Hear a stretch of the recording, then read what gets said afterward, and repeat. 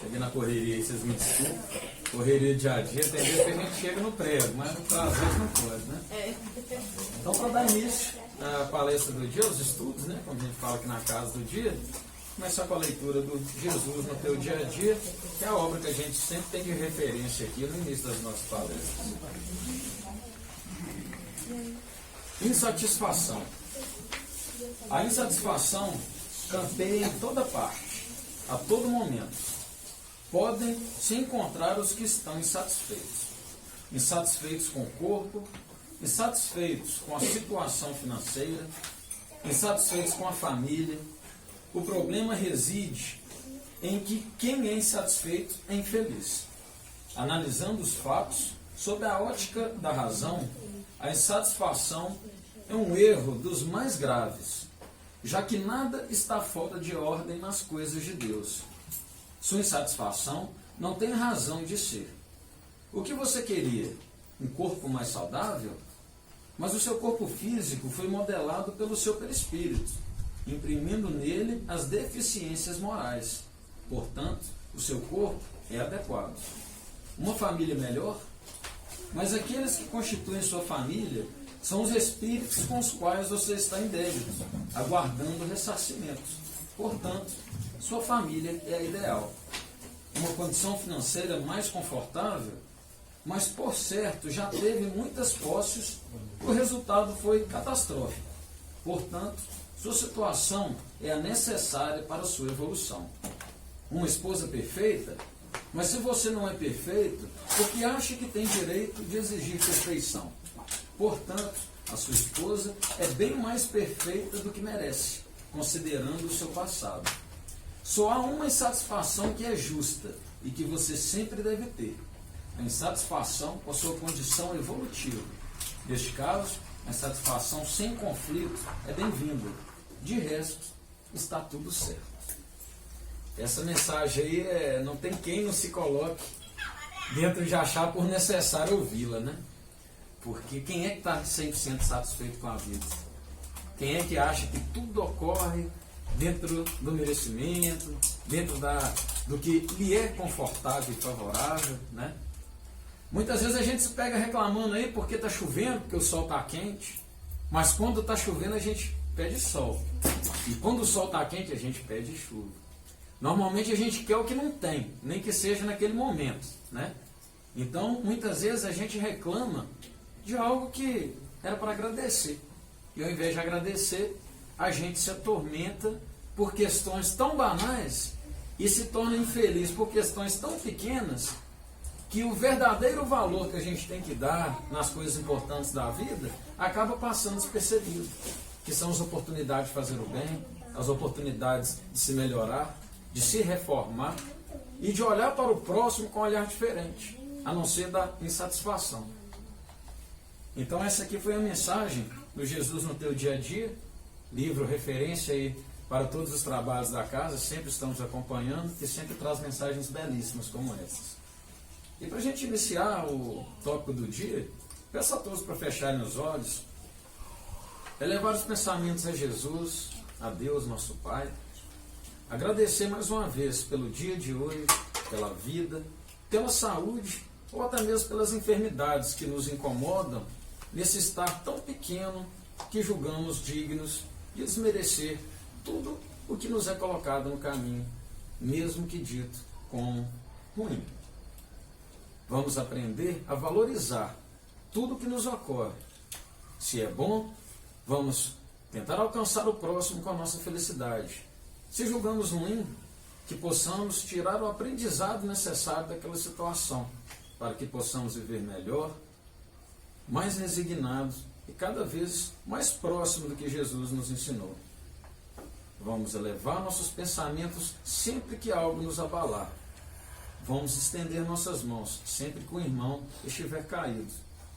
E vamos aceitar a ajuda, como formos nós, este irmão, necessitado de ajuda. Pois sempre seremos ignorantes o suficiente para aprender com o próximo. E também sempre seremos sábios o suficiente para poder deixar um pouco do nosso ensinamento àquele que pede socorro, por informação, por carência de um abraço, ou simplesmente por precisar de braços fortes ao seu lado, encorajando para a caminhada da vida. Que assim seja. Hoje nós vamos dar continuidade a um capítulo muito interessante. Na minha opinião pessoal, um dos mais interessantes, inclusive, que fala justamente do Consolador prometido. Capítulo 6, que fala sobre o Cristo Consolador. Aquele que nós espíritas, diante da última palestra, podemos ter a oportunidade de conhecer sobre os desígnios de Jesus em sua passagem na Terra e a mensagem que nos deixou diante da nossa ignorância da época, para poder identificar tudo o que ele havia de nos revelar. Como não tínhamos capacidade intelectual e moral na época para absorver, ele nos deixou simplesmente a lição do amor e veio nos prometer o Consolador, que diante de sua vida veio cerca de 1800 anos depois de sua passagem pela Terra, que nós espíritas sabemos que a doutrina espírita que veio nos consolar diante do esclarecimento de todas as alegorias deixadas por Jesus e do esclarecimento de todas aquelas parábolas que para a época o homem não conseguiu interpretar. Mas os espíritos vieram através da codificação por Kardec nos mostrar tudo o que Jesus nos disse e traduzir diante das palavras e do sentido real que ele queria nos colocar. Então sabemos que daí surgiu as primeiras informações de que algo a mais viria, a partir da boca do próprio Jesus, ao nos prometer esse Consolador e que ele mesmo veio através do Espírito de verdade nos falar através de nossos irmãos encarnados e codificado por Kardec. Para quem não sabe, a doutrina espírita foi codificada em 1857, então não temos nem 200 anos de doutrina, é algo que ainda é uma criança, e por isso que nós, como trabalhadores da doutrina, procuramos estar divulgando essa doutrina maravilhosa que já consolou a vida de muitas pessoas e que estas fizeram da sua vida um movimento e uma ferramenta para que essa doutrina possa também socorrer a vida de outras pessoas que se encontram dentro dos abismos da depressão, dentro da falta de resignação por problemas tão pequenos, lhe trazendo a infelicidade, aquele chamado inferno astral, criado dentro das nossas próprias mentes, por coisas que muitas vezes podemos superar com tamanha facilidade, a partir do momento que temos o conhecimento através da doutrina, do infinito que é o projeto divino. Que nós estamos de passagem, nós não somos os primeiros, não seremos os últimos, e essa vida nossa só serve como aprendizado nessa longa caminhada reencarnatória que temos pela frente. Então hoje nós vamos falar sobre o tópico 6 do capítulo 6. O capítulo é o Cristo Consolador, e aqui a gente vai ler o seguinte: venho ensinar e consolar os pobres deserdados. Venho lhes dizer que elevem sua resignação ao nível de suas provas, que chorem, porque a dor foi sagrada no jardim das oliveiras, mas que esperem, porque os anjos consoladores virão também enxugar suas lágrimas. Para a gente entender do que se fala, Jardim das Oliveiras. Jardim das Oliveiras é o lugar onde acredita-se que Judas Iscariotes entregou Jesus aos soldados romanos. E diante do Evangelho de Lucas, segundo o seu Evangelho, foi o lugar de maior sofrimento e angústia de Jesus na noite que precedeu a sua crucificação, onde essa angústia e sofrimento foi tanto que ele chegou a suar gotas de sangue que percorriam até o chão. Essas são as palavras de Lucas em seu Evangelho. E é interessante a gente pegar essa leitura colocando o Jardim das Oliveiras e dizendo sobre sofrimentos, onde entende-se que quando se menciona esse local, fala do sofrimento do próprio Cristo, do próprio Jesus, e da angústia que eu mesmo sentia, para a gente entender que sofrer e se angustiar não é errado. Isso está dentro do nosso estado físico, da nossa matéria, e do nosso estado de evolução moral e intelectual. Nós podemos sim sofrer, nós podemos sim nos angustiar. O próprio Jesus sofreu e sentiu angústia. Uma coisa é você se sentir triste, angustiado, né? Sofrer com as tormentas da vida. Outra coisa é você se entregar, é você reclamar dos desígnios de Deus, é você se julgar, obrigado, Snap, é você se julgar acima da proposta divina, que independente da forma que nós devemos aprender certas virtudes, nós temos que reconhecer que nenhuma folha cai de uma árvore se não for da vontade do Pai. Então, se esse sofrimento vem, é porque ele é necessário. Jesus não sofreu porque ele trouxe provas ou expiações para ele em si. Mas se não fosse algo tão marcante em sua história, talvez há 2000 anos depois da sua vinda aqui ao planeta Terra, nós não estaríamos aqui falando a respeito dele e de todos os seus ensinamentos. Então foi tão marcante essa crucificação que ela se fez, por assim dizer, necessária. Ele teve que sofrer simplesmente para que essa mensagem percorresse por terra, porque na época, gente, não tinha WhatsApp, não tinha Facebook, ninguém divulgou isso no Instagram, não é verdade? Hoje nós temos uma grande facilidade de alcançar as massas. Jesus, ele alcançou as massas com suas palavras e principalmente, maior e superior do que as suas palavras e seus ensinamentos, seus exemplos. E através disso, ele marcou com sangue na cruz para que a divulgação fosse feita por todo o globo. Vocês já viram uma pessoa falar algo e fazer algo e ser conhecida mundialmente, sem os jornais, sem as redes sociais, sem um meio mais sofisticado de comunicação? Jesus. Este foi o único homem que conseguiu abranger todo o globo simplesmente com seus feitos. Então, aqui mostra que Jesus, dentro da matéria, né, encarnado que estava, não estava em espírito, ele também sofreu. Mas momento algum, em todos os relatos de todos os seus discípulos, você nunca vai ver na Bíblia alguém falando que Jesus questionou a vontade de Deus com autoridade, como se soubesse que seu destino estava mal traçado ou que aquilo não era merecido. Jesus o tempo todo, orava ao Pai por nós. E nunca questionando, diante de sua evolução, os desígnios de Deus e o que lhe estava acontecendo. Quando Jesus estava sendo crucificado, ele pediu a Deus: Pai, perdoai-os, eles não sabem o que fazem. Então, mesmo no seu momento de maior angústia e sofrimento, ele ainda assim pediu por nós. Quem veio nos ensinar o amor diante da dor e de tantos sofrimentos, ainda pedir perdão ao Pai por nós, você quer um exemplo maior desse amor vivido? Então Jesus mostra que, independente das situações, independente da dor e dos sofrimentos, vamos aceitar com submissão às vontades de Deus. Não vamos questionar, não vamos nos achar dignos de afirmar que eu não merecia passar por isso.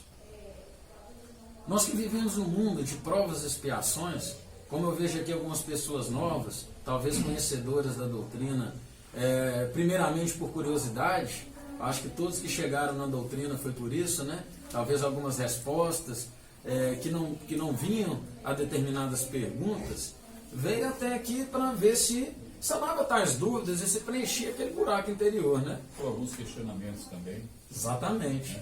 Nem todas as perguntas têm resposta, mas muitas que não encontramos ainda, aqui nós alcançamos um consolo, né? Muitas vezes, algumas perguntas a gente desiste de fazê-las porque já não se faz mais necessário a partir do conhecimento sobre um todo, né, de um projeto tão grande e maravilhoso que a gente começa e parte a conhecer, que a gente passa a não fazer mais determinadas perguntas, assim como encontramos várias respostas para outras, né? Então, o que é um mundo de provas e expiações? Que é o que que é o planeta que nós habitamos no momento. Dentro da doutrina a gente estuda que o primeiro planeta a ser habitado por nós quando somos criados, saímos da mão do Criador, vamos colocar assim, são os mundos primitivos. Este que a Terra já foi um dia. Dentro da nossa própria ciência e história, nós já estudamos sobre os nossos primatas, né? Aqueles homens das cavernas, pouco civilizados. Pois é, poderíamos ser qualquer um de nós aqui. Não sabemos se vivemos essa época na Terra, né? Mas sabemos que um dia fomos primitivos. Então, como ser primitivo, nós não somos criados com nenhuma maldade. Nós não somos criados ruins. Nós somos criados sem conhecimento. Então, a gente passa a ir aprimorando todos os nossos sentidos, as nossas ideias, e ganhando virtudes a partir da vivência. A gente nasce, cresce, vive, morre, nasce, por aí vai. O plano reencarnatório é ilimitado. Quem vai decidir a quantidade de vezes que nós vamos ter que reencarnar para aprender somos nós. Porque quando nos tornarmos espíritos puros, não mais de corpo físico precisaremos dentro dessa estrada da evolução, né? Outros desígnios serão destinados a nós, mas cabe a nós pensar no agora, né? Já pensar como espírito puro é um assunto para as próximas vidas, vamos colocar assim. Então sabemos que nascemos com centelha divina dentro de nós. Tanto que todos os nossos erros não são errados, não fazemos o mal pelo mal. Fazemos o mal pela ignorância, pela falta de conhecimento. Então tomamos decisões que não são as melhores, que não são da vontade do Pai, mas não é porque nós queremos fazer a vontade contrária a dele. É porque simplesmente desconhecemos. Não temos aquele know-how de vida, né, aquela vivência, para saber o que é o bem, o que é o mal e o que é o melhor. A partir do momento que a gente foi desenvolvendo moralmente, intelectualmente, nós chegamos num mundo que, bem próximo do primitivo, somos nós. Provas e expiações. O mundo de provas e expiações, ele já é um mundo para que nós possamos voltar no tempo e pegar todo aquele erro que cometemos, todas as ruindades, né? Vamos dizer assim, entre aspas, porque ruindade é quando você faz sabendo que aquilo é ruim, que aquilo é mal, né? Mas aquilo que a gente faz por falta de conhecimentos, mas erramos de alguma maneira, nós temos que resgatar. Então é a partir deste mundo que nós começamos, através das expiações, expiar o passado, a sofrer os erros do passado. Porque nada sai impune dentro dos desígnios de Deus. Às vezes uma pessoa vive uma vida inteira aqui fazendo ruindade e vai embora dessa vida, vamos dizer assim, com grandes posses, vivendo uma vida boa e nada de ruim lhe acontece. Aí a hora que a gente escuta falando, não, mas fulano fez o mal a vida inteira e saiu ileso. Não, ele não sofreu as consequências nesta vida. Mas nós não somos eternos, então ainda chegará o momento desse acerto de contas. Diante de um juízo final, também não, na próxima vida. Né? Quando ele nascer de novo, ele pode trazer problemas físicos, ele pode, como teve riquezas e não soube gerenciar essa fortuna divina, ele pode simplesmente nascer diante de uma miséria, de situação que dificilmente vai reverter naquela vida, para aprender a ter humildade, a ter simplicidade, a ver como ele fazia com as pessoas, né, de pisar, de humilhar, sofrer essas humilhações para que essas virtudes sejam alcançadas dentro do seu íntimo através da transformação. Então é por isso que a gente fala de resignação, que é a aceitação dos fatos que nos ocorrem, que é submissão à vontade divina, porque esse é o bem sofrer. Se você sofre, mas reclama de Deus, Deus é injusto, Deus é isso, eu não mereço passar por aqui, o que é que você está aprendendo disso? Nada. Então você está mal sofrendo. E o bem sofrer é muito importante, principalmente no mundo em que vivemos. Porque nós estamos num mundo de sofrimento. Não há felicidade real nesse mundo. Nós temos momentos felizes, momentos agradáveis. Agora eu quero que alguém aqui levante o dedo se conhecer uma pessoa que nasceu, viveu e morreu feliz. A todo instante, que nada de ruim lhe aconteceu. Nada lhe deixasse triste, decepcionado ou coisa do tipo. É impossível nesse plano que ainda vivemos, né? Então, para a gente entender um pouco melhor, expiação. Expiação são fatos ligados ao passado. A gente vai sofrer algo por um erro cometido no passado. Não é olho por olho, dente por dente. Não é que eu matei, eu vou morrer. Não é assim que funciona. A gente tem várias formas de pagar vários erros. Vai de acordo com o seu merecimento e com aquela conduta que você tem diante de uma vida. Por exemplo, uma historinha que eu acho que muitos aqui já ouviram contar, mas como muitos não, vocês que já ouviram, paciência.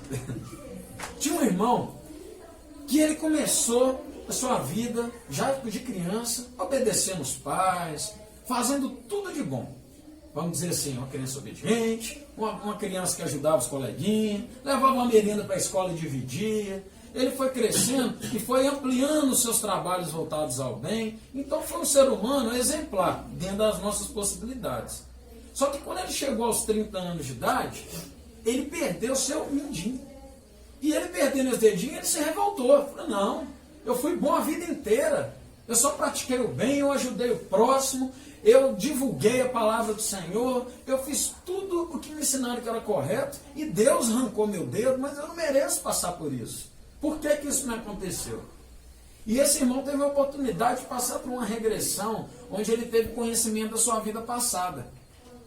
E ele viu que na sua vida passada, ele tinha sido um senhor de engenho, de muitas posses, com muitos escravos, e naquelas colônias de escravos que tinham ao redor de sua propriedade, muitas crianças famintas habitavam, junto com suas famílias miseráveis, que não tinham o mínimo para a sobrevivência e o que era justo para um ser humano, né? Não tinha um pão de cada dia na mesa. E essas crianças invadiam sua terra simplesmente para roubar frutas, né? Eu nem sei se podemos usar a expressão roubar, porque é para se alimentar, na falta do que não tinha dentro da sua casa, não tinha na mesa. Exatamente, era para nutrir o próprio físico, né? E um dia, revoltado, ele junto com seus jagunços se esconderam, fizeram aquela arapuca. Na hora que as crianças foram, eles cercaram as crianças, muitos conseguiram correr e ele pegou um. Esse um que eles conseguiram capturar, para servir de exemplo para toda a comunidade, ele foi lá e decepou o braço dessa criança. Então veja bem que crueldade, uma criança que passava fome, em busca de um alimento, para quem tanto tinha sobrando, uma fruta que lhe faltava ali no seu terreno e que era roubado, como ele julgava, para ele foi motivo suficiente de amputar o braço de uma criança e a mandar para casa, para servir de exemplo e nunca mais ninguém voltar à sua propriedade para roubar. Nisso, tendo conhecimento do que ocorreu, ele foi vendo tudo o que se passou na sua vida atual. Nisso ele se viu, quando criança, obediente, ajudando aos pais, compartilhando com aqueles que menos tinham, foi crescendo, começou dentro dos trabalhos, dentro de uma casa espírita, não julgando que a casa espírita é o correto e o que salva, tá, gente? Poderia ter sido qualquer outra religião cristã. Mas dentro de uma casa cristã, espírita no caso, ele começou a ajudar na distribuição de alimentos, a fazer a sopa, foi crescendo, virou palestrante, ajudando aquelas pessoas, trabalhando em campanha do quilo, arrecadando alimentos para quem não tinha, sem saber do que fez no passado, privando crianças de uma fruta de sua propriedade. Nessa vida, com o véu do esquecimento, sem lembrar de nada, ele já tinha optado pelo seu inconsciente, seu anjo da guarda ali lhe orientando, né, a fazer o bem e ajudar pessoas justamente com o pior mal que ele fez na vida passada, que é privar pessoas do básico. Então ele foi fazendo essas campanhas sociais, e quanto mais velho ele foi ficando, mais conquistas, né, dentro dos seus méritos ele conseguiu ter, ajudando as pessoas, fazendo bem, e sendo cada dia mais cristão e vivendo o que Jesus pregou. Então era programado que, aos 30 anos, ele perderia o braço pelo que ele fez. Só que quando ele já chegou aos 15 anos de idade, ele tinha feito tanto bem, que isso já reduziu para o antebraço, já perdeu do cotovelo para baixo. Quando ele chegou aos seus 25, ele já iria perder a mão. Quando chegou na data marcada, aos 30 anos, ele tinha feito tanto mais o bem, que ele só perdeu o mindinho. Então isso mostra que não significa que o que nós sofremos numa vida passada é exatamente o que vai nos acontecer nessa vida. Nós podemos ir reduzindo as nossas cargas tributárias, vamos colocar assim, dentro do todo o imposto gerado diante de nossos débitos, né? Os juros vão caindo, os nossos bons feitos, né, eles vão reduzindo a nossa dívida. Então algo que poderia ser tão impactante na vida de uma pessoa e tão ruim aos nossos olhos, pode se tornar algo muito menor. Então por isso que, independente do conhecimento de causa que nós temos, a gente tem que sempre procurar fazer o bem. Então isso é para explicar o que é expiação, sempre ligado ao passado. Mas aí somos um mundo de prova, expiação e prova. Então o que seria? As provas já não têm uma ligação com o passado, as provas já têm a ligação com o futuro. As provas são as virtudes a serem adquiridas para que possamos ir evoluindo moralmente, para que cada vez sejamos pessoas melhores. Então, As provas podem ser uma prova de esperança, uma prova de fé, uma prova de amor, coisas que vão acontecer na nossa vida para a gente poder abraçar essa oportunidade e conseguir absorver aquela virtude. Nem toda prova é uma expiação, mas toda expiação é uma prova. Porque a partir do momento que a gente vai expiar o passado através do sofrimento, nós também estamos adquirindo virtudes para o dia do amanhã. Então, automaticamente, toda expiação é uma prova. Então, esse é o mundo que a gente habita. Um mundo de provas e expiações. E como muitos estão vendo nas mídias e comentários a respeito, estamos nos aproximando do momento de transição planetária, onde estamos já passando do mundo de provas e expiações para o mundo de regeneração, que aí será um mundo de menos sofrimentos, que ainda há expiação, só que mais sutis, mais suaves, onde não haverá misérias, onde o bem já começa a se igualar e ultrapassar a maldade, porque no mundo de provas e expiações ainda somos um mundo enraizado pelo mal, onde o mal é maior do que o bem. Então estamos nesse período. E é por isso que temos nessa vida, mais do que em várias outras encarnações, tentar fazer o máximo da diferença, o máximo do bem. Porque o que nós não fizemos em séculos, nós teremos em uma vida para fazer.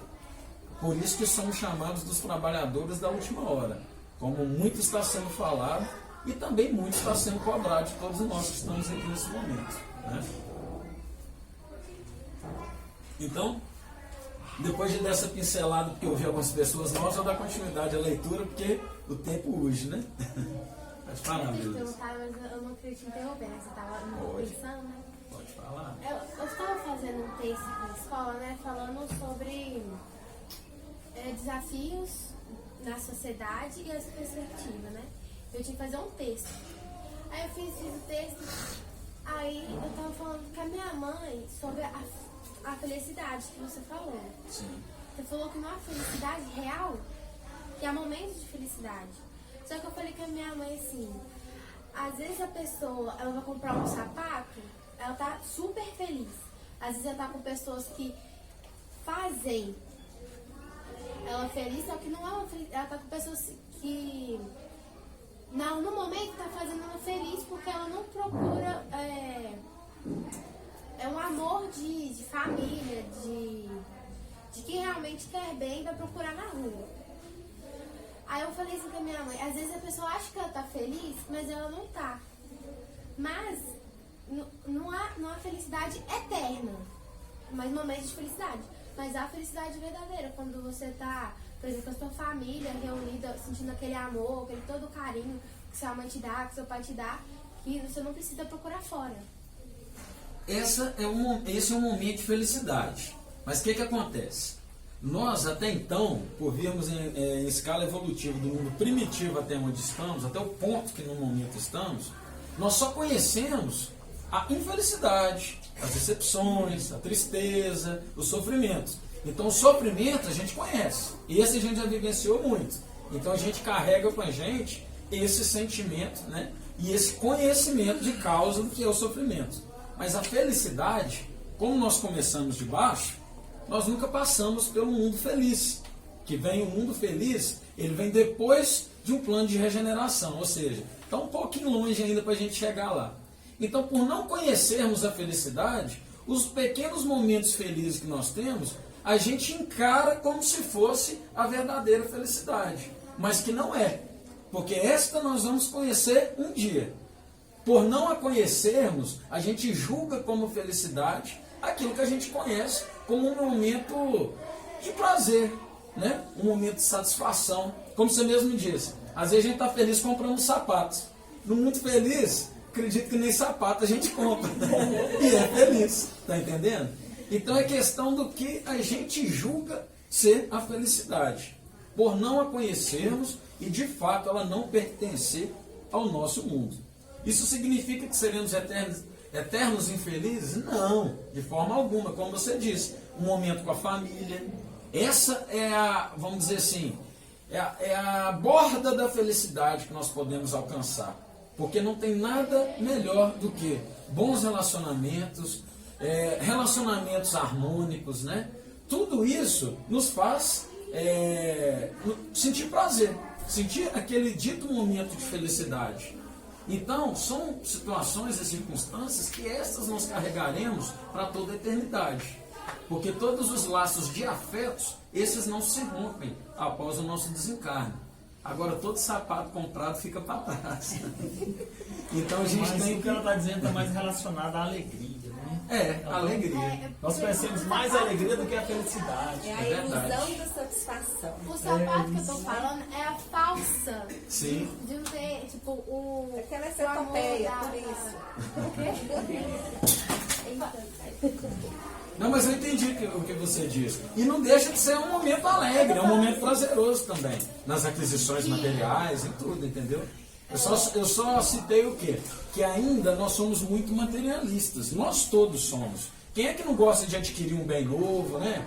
Quem é que não gosta de, se tiver a possibilidade de comprar um carro novo, ou de ir no supermercado, no momento que a gente está tão apertado, como aquele arrozinho com feijão, compra aquele bife bonito, para quem come carne, viu, Gabi, Thiago? Quem não come carne, aquele ovo, né? Aquele brócolis. Então, assim, nós temos momentos de alegria diante de coisas pequenas, porque nós somos ainda muito materialistas. Mas chegará um ponto onde isso vai fazer mais parte dos nossos momentos de prazer. E tem uma coisa que a gente só aprende com feitos. Ajudar ao próximo. Não existe prazer maior. Quando você ajuda alguém, mesmo que essa pessoa não abra a boca para falar um obrigado, só o que ela te emana de energia, não há dinheiro no mundo que pague. Você não dorme mais tranquilo na sua noite quando você sabe que você pode estender a mão e aproveitar aquela oportunidade de fazer o bem. Porque oportunidade a gente tem todos os dias da nossa vida. Só que nós não a vemos, a maioria das vezes. Muitas vezes estamos com pressa, muitas vezes, para não falar pressa de novo, a gente está sem tempo. E hoje o tempo é o maior inimigo do homem, né? Não, tem que trabalhar, tem que ir ali, nossa, eu estou atrasado. Essa é a fala do cotidiano de quase todas as pessoas. Agora, se você pode parar ali para fazer uma caridade de 2 minutinhos, não acha que ela é pequena, não. Porque Deus sabe que seu tempo está corrido. Deus sabe que você tem que botar o pão na mesa. Mas Deus sabe que aquele irmão está precisando muito mais desses 2 minutos que você pode dedicar do seu tempo do que você chegar 2 minutos mais cedo naquele compromisso que você acha que é inadiável. Então, dinheiro traz felicidade, gente? Ajuda bastante. Ajuda! Quanto mais materiais somos, e que infelizmente a grande maioria de nós, inclusive quem vos fala, também é. Eu vou ser hipócrita de falar não gosto de dinheiro, que eu gosto. Quem não gosta de dinheiro é difícil. Ajuda, né? Você vai pegar um Chico Xavier, uma Matheus de Calcutá, São Francisco de Assis, quem me dera estar naquela evolução para não fazer questão de dinheiro. Mas uma vez, Roberto, eu li que o dinheiro ele é divino. Nós que começamos a fazer mau uso dele. Exatamente. Exatamente. Ele é divino. E o dinheiro também... No Evangelho tem uma parte que fala que a riqueza ela foi necessária para a evolução da terra em si. Nós somos gestores da riqueza divina. Isso. Hoje existe miséria porque existe a ganância, o orgulho, a exaltação do ego. Porque a gente pega países tão ricos como os Estados Unidos, as pessoas andando de iate e gastando dinheiro com coisas tão materiais e à toa, tão materialistas e consumistas, enquanto a gente pega países como a África, que falta o pão de cada dia. Então estes que têm a condição de ajudar e não ajudam, serão os miseráveis de amanhã. Então a gente tem que ter essa ciência. O que a gente tem não é só por mérito próprio e eu nessa vida consegui. Deus permitiu. Mas permitiu para você poder fazer pelo outro, né, o que talvez um dia não fizeram por você, porque você já passou por todas as situações de condição financeira, de doença, de muitas situações na vida. E Deus te dá a oportunidade, muitas vezes, não é porque você foi ajudado na outra vida, talvez até sim, mas muitas vezes, para você que reclamou tanto na outra vida que ninguém te estendia a mão, agora você tem a oportunidade de estender a mão para aqueles que estão no lugar que você se encontrava. Então nós somos gestores da riqueza divina. Nada nos pertence. Tudo é passageiro. E o que é matéria fica para trás. Eu vou dar continuidade na leitura, senão eu não chego lá. Obreiros, traçai vosso suco, recomeçai no dia seguinte a rude jornada da véspera. O labor de vossas mãos fornece o pão terrestre ao vosso corpo, mas vossas almas não estão esquecidas. E eu, o divino jardineiro, as cultivo no silêncio de vossos pensamentos. Quando a hora do repouso tiver soado, quando a trama escapar de vossas mãos, e que vossos olhos se fecharão à luz, sentireis surgir e germinar em vós minha preciosa semente. Nada está perdido no reino de nosso Pai. E vossos suores, vossas misérias, formam um tesouro que deve vos tornar ricos nas esferas superiores, onde a luz substitui as trevas, e onde o mais desnudo de vós todo será, talvez o mais resplandecente. Acho que dispensa comentário que a gente antecipou a leitura, né? A gente falando que não é o dinheiro que traz a real felicidade, porque o dinheiro é necessário ainda nesse mundo que habitamos. Chegará um dia que nós não teremos mais que trabalhar. Em torno do dinheiro, do ganha-pão de cada dia. Nós estaremos focados em estudar, de ajudar os irmãos menores, que no momento somos nós, né? Mas um dia nós seremos evoluídos o suficiente para ajudar um planeta como este. Então nós teremos ocupações muito mais importantes do que trabalhar, pagar as contas e viver nessa tristeza que a gente vive, né, gente? Que é cheia de altos e baixos. Mas temos que ter resignação, né? Não vamos reclamar não, foi só brincadeira, tá, gente? Em verdade vos digo, aqueles que carregam seus fardos e que assistem seus irmãos são meus bem-amados. Instruí-vos na preciosa doutrina que dissipa o erro das revoltas e que vos ensina o objetivo sublime da prova humana. Como o vento varre a poeira, que o sopro dos espíritos dissipe os vossos ciúmes contra os ricos do mundo, que frequentemente são muito miseráveis, porque suas provas são mais perigosas que as vossas. Eu estou convosco, e meu apóstolo vos ensina. Bebei da fonte viva do amor e preparai-vos, cativos da vida, para vos lançar um dia livres e alegres do seio daquele que vos criou fracos, para vos tornar perfectíveis, e que quer que vós mesmos trabalheis vossa maleável argila, a fim de serdes os artífices de vossa mortalidade. O Espírito de Verdade, Paris, 1861. Então, repetindo, como o vento varre a poeira, que o sopro dos espíritos dissipe o vosso ciúme contra os ricos do mundo, que frequentemente são muito miseráveis. Tem gente que é tão pobre, mas que é tão pobre que só tem dinheiro e acha que é rico. E a riqueza, aquele que não tem o pão de cada dia, às vezes tem sobrando e acumulando no banco da vida, que se chama humildade, amor ao próximo, né? Resignação às vontades de Deus. Essa é a verdadeira riqueza. Como diz um outro capítulo, e que é, se eu não me engano, o terceiro item proclamado por Jesus no Sermão da Montanha: bem-aventurados os aflitos, pois estes herdarão o reino dos céus. E nós podemos colocar essa frase de outra maneira: bem-aventurado aqueles que têm a oportunidade de provar sua fé, sua resignação, sua submissão às vontades de Deus. Porque aflitos não são aqueles que sofrem, são aqueles que sabem sofrer, são aqueles que aceitam aquele sofrimento como necessidade de aprimoramento moral, intelectual, e que através daquele sofrimento, que o conhecimento da causa real de que vieram aqui para a Terra vai ser descoberto e aprendido. Que essas virtudes serão conquistadas. E as virtudes, tudo que a gente ganha moralmente, enraiza dentro do nosso peito, que nem a morte separa ela de nós. Toda a nossa eternidade vai seguindo diante dos nossos aprendizados vindo atrás. Nossos aprendizados nunca serão esquecidos. Sempre nos acompanharão. Diferente daquele pobre que só tem dinheiro e que tudo vai ficar para trás, né? Sou o grande médico das almas, e venho vos trazer o remédio que as deve curar. Os fracos, os sofredores e os doentes são meus filhos prediletos, e venho salvá-los. Vinde, pois, a mim, todos vós que sofreis, e que estáis sobrecarregados, e sereis aliviados e consolados. não procureis alhures, a força e a consolação, porque o mundo não as pode dar.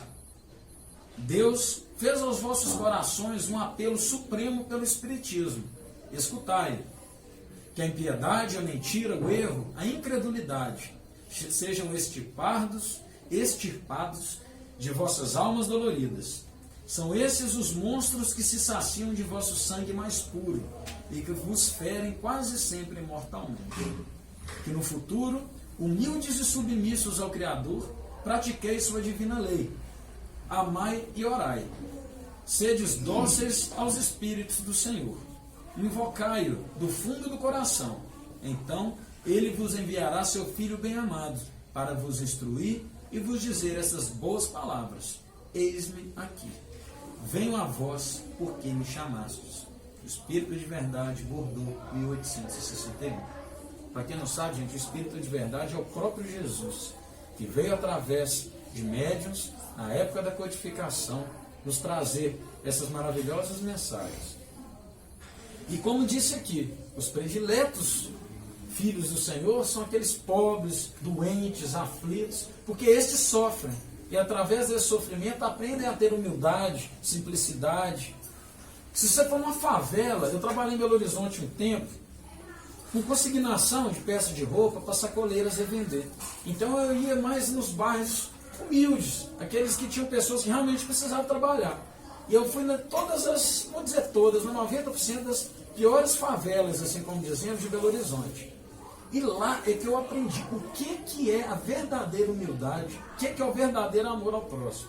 Gente que às vezes tem um pacotinho de biscoito em casa, 3, 4, 5 filhos, vê que o vizinho não tem nada para comer, pega o único pacote que tem, divide no meio e dá para o seu vizinho. E ainda fala, não, meu irmão, pode comer, porque Deus sabe todas as coisas, Deus vai nos dar em dobro, até amanhã a gente trabalha, a gente vê o que a gente consegue. Então assim, nem pensa no dia de amanhã não, pensa no hoje, porque quem tem fome tem pressa. Quando a barriga dói, é uma dificuldade tão grande que a pessoa tem de se manter firme, com fé, com resignação, que muitas vezes anjos são colocados no seu caminho para lhe dar o sustento da sua própria matéria, do seu físico. Porque sem ela a gente padece. Então a gente, dentro desses lugares de maior simplicidade e de maiores misérias, a gente vê o que são irmãos em Cristo. O que são pessoas que dividem o pouco que tem com aquele que nada tem. Então dentro de uma casa dessa, dentro de um ambiente desse, se um vizinho tem um frango assado ali, vamos colocar, em vez de ele pensar assim, ele não tem nada, eu tenho um frango. Então ele continua sem ter nada, eu tenho meu frango, eu vou me alimentar. O ditado é um pouquinho diferente. Ele fala assim, se ele não tem nada, eu tenho um frango, então nós temos meio frango. Porque esse frango vai ser dividido no meio e vai encher a barriga de todo mundo ali que está com fome. Eu nunca vi tanta gente juntando para comer tão pouco e aquele alimento saciar todos. É Deus que age num momento desse com essas pessoas. Porque Deus dá o frio de acordo com o cobertor. Deus não coloca nada na nossa vida que a gente não dê conta. Você pode ter certeza, você acha que você sofre, sempre vai ter alguém que sofre mais que você. Não existe nada que nós somos únicos ao ponto de achar que Deus nos esqueceu. Tem gente que sofre mais, tem gente que sofre menos, tem gente que tem mais, tem gente que tem menos. Então a gente nunca vai ser o foco do sofrimento de achar Deus me esqueceu. Deus não esquece ninguém. Então se você acha que você sofre muito, vai visitar um lugar desse que eu estou falando, entra dentro de uma favela. Aqui em Três Marias você vai achar uns locais, gente que não tem o que comer, gente que está ali desnutrindo de fome e que sai para pedir, que é a coisa mais linda que a pessoa pode fazer é isso. É ir pedir de porta a porta, se colocando ali diante de humilhação, da subjugação de pessoas, sendo simples e humilde de coração, para levar um alimento, às vezes, para a boca de um filho dentro de casa. E muitos ainda julgam, não trabalha porque não quer. Às vezes é porque bebe, às vezes é porque usa droga. Mas você já pensou que isso pode ser uma doença? A pessoa que passa por tantos sofrimentos, desde que nasceu muitas vezes, passou por certas situações na vida que é bom a gente nem ficar aqui citando, que isso aí pode se encaixar na vida de muitos e trazer até um certo sofrimento momentâneo. Mas todo mundo sabe a cruz que carrega. E aí essas pessoas vão lá muitas vezes e caem no vício da droga, da bebida, e a gente acha que é melhor do que essas pessoas porque nós não bebemos, ou nós não nos drogamos, ou porque nós já fizemos isso e não fazemos mais. Pelo contrário, se nós nos encontramos em colocação privilegiada pela força que tivemos de fazer a diferença dentro das nossas próprias vidas, é o momento de ajudarmos aquele que não está conseguindo se levantar sozinho. Amar ao próximo, gente, não é dar tapinha no ombro daquele que é seu amigo e falar eu te amo, não. Porque aqueles que são nossos afetos é fácil da gente amar. Muitas vezes até mais fácil que nossos próprios familiares, que por débitos do passado são colocados em nossas vidas. Agora, a gente poder pegar um morador de rua que está ali com mau cheiro por falta dos chuveiros e as doenças, pela falta de oportunidade, pelo próprio merecimento, porque ele não está passando aquilo à toa. Mas nós não somos Deus para julgá-lo. Nós somos irmãos para levantá-lo. Agora, esse é difícil da gente chegar e dar a mão, sentar do lado e trocar meia dúzia de palavras amigas. Qual é o cristão que se diz cristão que faz isso? Você já se colocou esta pergunta? Se a gente é cristão, a gente segue quem? A gente segue Jesus. Não era o que Jesus fazia? Jesus não estava sempre rodeado de leprosos, de miseráveis. Esse não era o público que Jesus procurava estar no meio? Por que a gente vai procurar ocupar a alta sociedade? Sendo que ali só tem pobres, que só tem dinheiro. Sendo que a gente vai pegar pessoas que lhes faltam o básico. E que a fome, a cada minuto que passa, muitos estão morrendo por causa dela. Por que nós não vamos focar em estar no meio dessas pessoas? E de levar o consolo a quem realmente precisa? Falar eu te amo e sou cristão é muito fácil. Agora, amar o próximo, que é se colocar no lugar do outro, e ser cristão, que é seguir os passos e os ensinamentos de Jesus, isso é difícil. Isso é muito difícil. Quem botar na mão aqui que conhece 10, 15, vamos colocar 20 cristãos, eu acho que é muito ainda. A gente pode achar pessoas que estão no caminho, né? Até porque a caminhada é árdua. E não é sempre que a gente consegue despojar da vaidade, do orgulho, que são enraizadas em nós por causa do nosso passado, né? Mas a partir do momento que a gente vai conseguindo fazer isso, aí sim, a gente está cada dia dando um passo adiante diante do que Cristo nos ensinou há 2000 anos atrás e que ainda hoje não aprendemos, que é o amor universal e incondicional. Gabriel, acho que o prêmio maior que a gente tem é quando ouve um irmão desse, nessa situação que você falou, te dizer muito obrigado. Aí a sua palavra de agradecimento em relação àquela pessoa que não me agradeça. Eu que te agradeço e agradeço primeiramente a Deus pela oportunidade de me colocar no seu caminho. Eu já passei por essa experiência várias e várias vezes. Então eu sou grato a Deus e sou grato a essa casa, a esse plano maravilhoso que é o plano superior, que é o plano divino que Deus colocou no nosso caminho, para ter essa oportunidade, porque até então eu não tinha, como, entre aspas, cristão, porque eu tinha olfato, eu tinha visão, e eu tinha tato.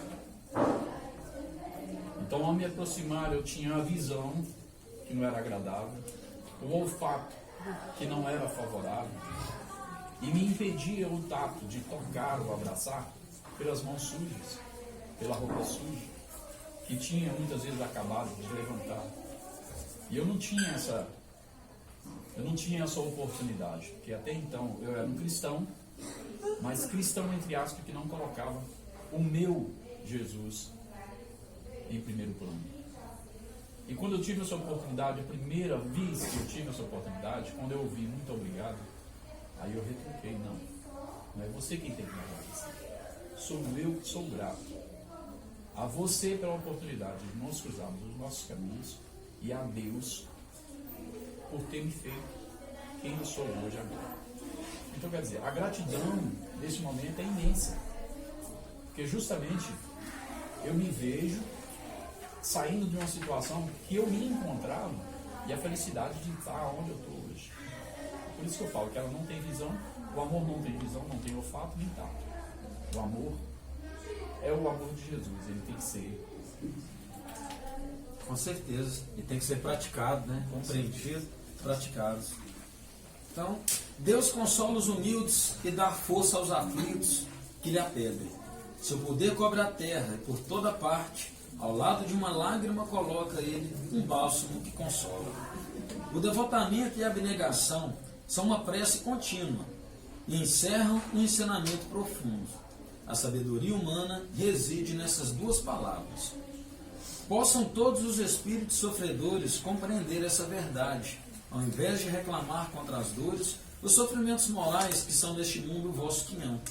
Tomai, pois, por divisa essas duas palavras, devotamento e abnegação, e sereis fortes, porque elas resumem todos os deveres que vos impõe a caridade e a humildade.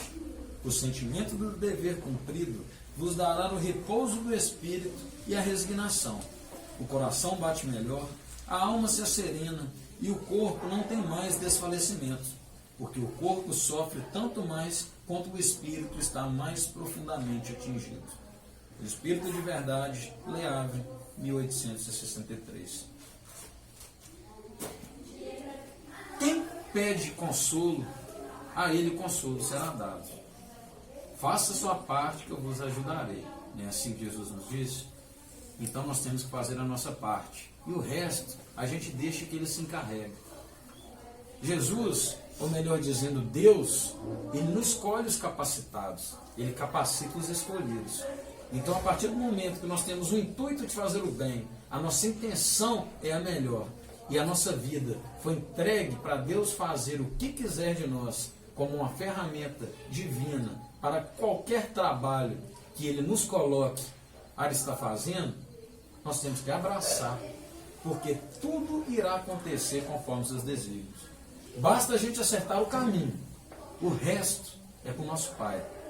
Porque se Deus abre uma porta, você pode ter certeza que ninguém mais fecha. Se essa porta está aberta, não é simplesmente porque nós demos sorte ou por ironia do destino. É porque nós tivemos o merecimento de fazer as escolhas certas para que essa porta fosse aberta.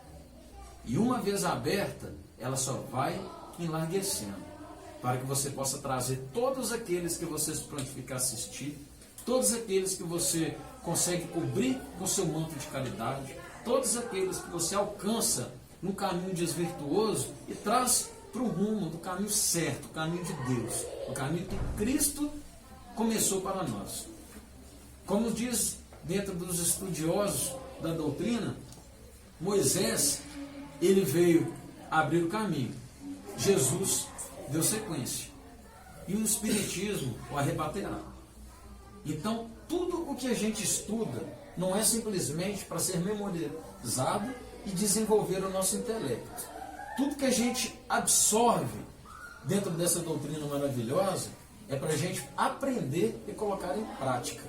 Porque ler é uma coisa, absorver, se reformar, se tornar uma pessoa diferente através de tal conhecimento, para a gente poder colocar em prática, envolver todos aqueles irmãos que estão necessitados, numa situação ainda de desconhecimento, como um dia nos encontramos, isso é nobre diante do Pai.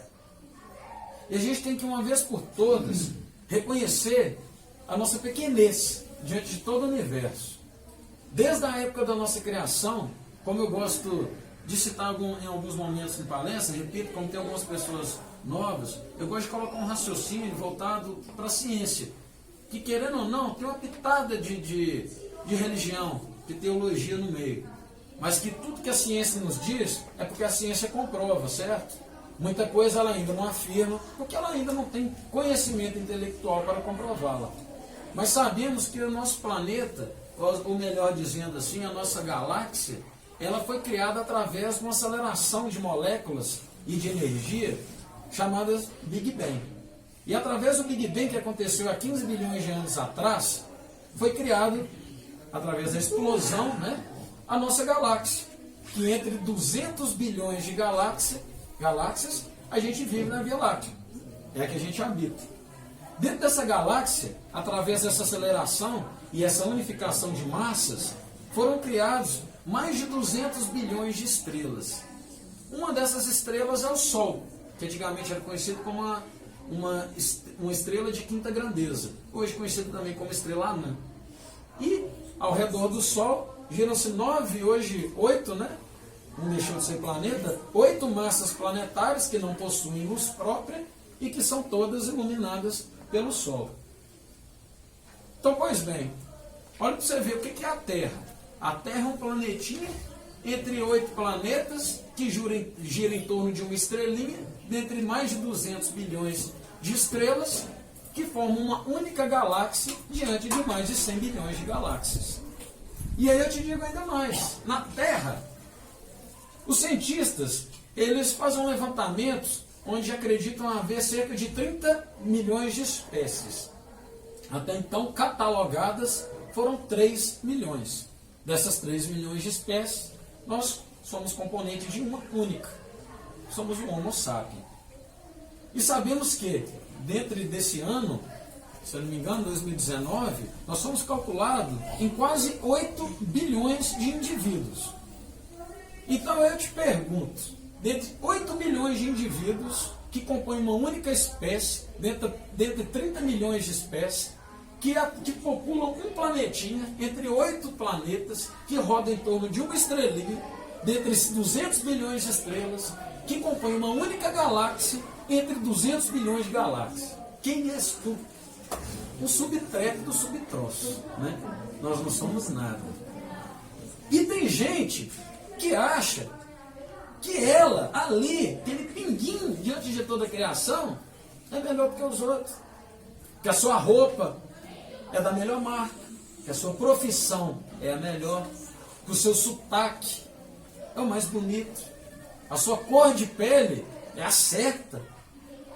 Diante de toda a criação, tem gente querendo só a vida na Terra.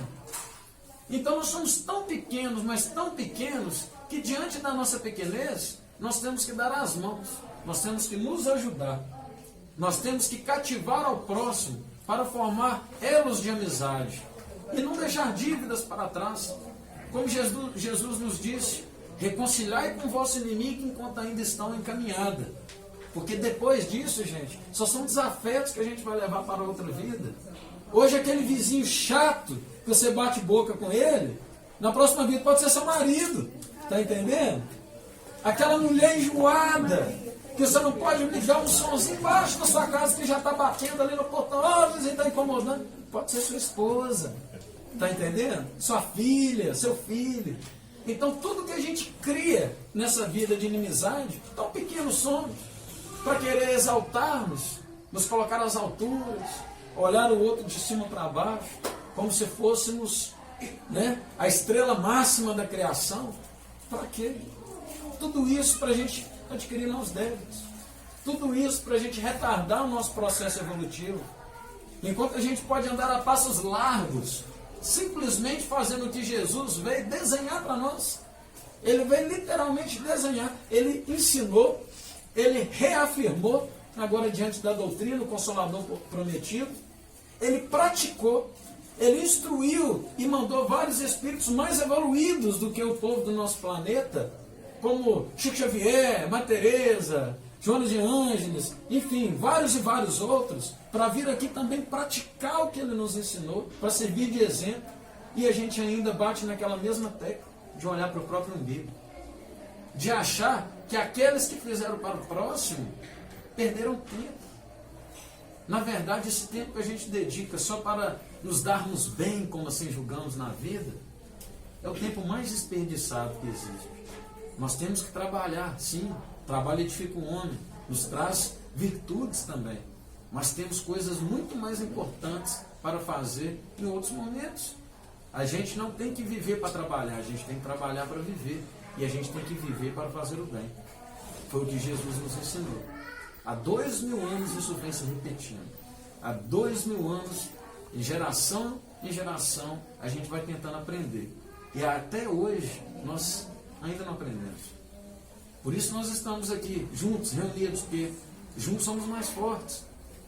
E isso não tem que ser dentro de uma casa espírita, dentro da igreja evangélica, da católica. Todos que estão ali louvando Deus são dignos dele, a partir do momento que tem as atitudes desejadas por ele. Mas o que importa é tornarmos todos um só, uma única crença, que é o bem, que é o amor incondicional, e todos no planeta nos darmos as mãos, para que possamos nos elevar à altura que Jesus quis nos colocar, e conseguirmos fazer a vontade do Pai. Então esse é o recado que eu queria deixar hoje para todos. Em pontos, passou 1 minuto, você não é bravo, se passar, puxa a orelha mesmo. Então, antes da gente finalizar, vou pedir a todos mais uma vez para fechar os olhos. Vamos abrir nossos corações. Vamos conversar com o Pai, simplesmente deixando Ele nos tocar.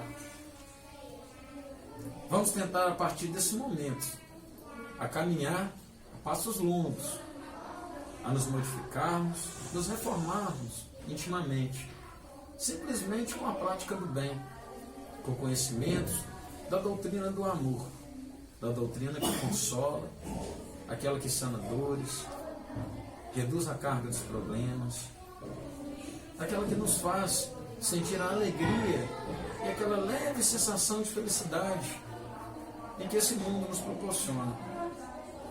Que aprendamos a ter resignação ao nosso Pai, sabendo nós que tudo acontece diante de vossa vontade. Que cada dia possamos ser melhor do que ontem. E o amanhã, cada dia mais esperançoso, sabendo que tempos melhores sempre há de vir, que outras vidas nos esperam, e somente as virtudes e a prática do bem, só essa conquista será levada para toda a nossa eternidade. Então convido a todos, junto a mim, a fazer a oração que Jesus nos ensinou. Pai nosso que estais nos céus, santificado seja o vosso nome. Venha a nós o vosso reino. Seja feita a vossa vontade, assim na terra como no céu. O pão nosso de cada dia nos dai hoje. Perdoai as nossas ofensas, assim como nós perdoamos a quem nos tem ofendido. Não os deixeis cair em tentação, mas livrai-nos de todo mal. Pessoal, aproveitar todo mundo reunido, aqui nós temos um projeto na casa que é do Evangelho no Lar. Para quem não conhece, Evangelho Culto no Lar, é feito uma vez por semana. Muitas pessoas aqui já devem fazer na própria casa, que é 20, 30 minutinhos da leitura do Evangelho, aberto e fechado com uma oração, e a interpretação daquela leitura feita pelos participantes. Então é uma coisa rápida, uma vez por semana, e que faz a diferença na energia da casa da gente. Faz uma diferença até para a nossa vizinhança. E nós temos um grupo aqui que as pessoas que têm interesse de implantar o culto no lar, mas que têm certa dificuldade, ou não têm o conhecimento exato de como é feito, nós vamos até a casa da pessoa, naquele dia e hora marcada, 3 semanas seguidas, para depois disso a pessoa continuar fazendo o culto no lar, sozinho, junto com seus familiares. Aí, se alguém tiver interesse, pode estar procurando a Gabi, a cabeluda lá atrás. Dá um tchau para todo mundo aí, Gabi.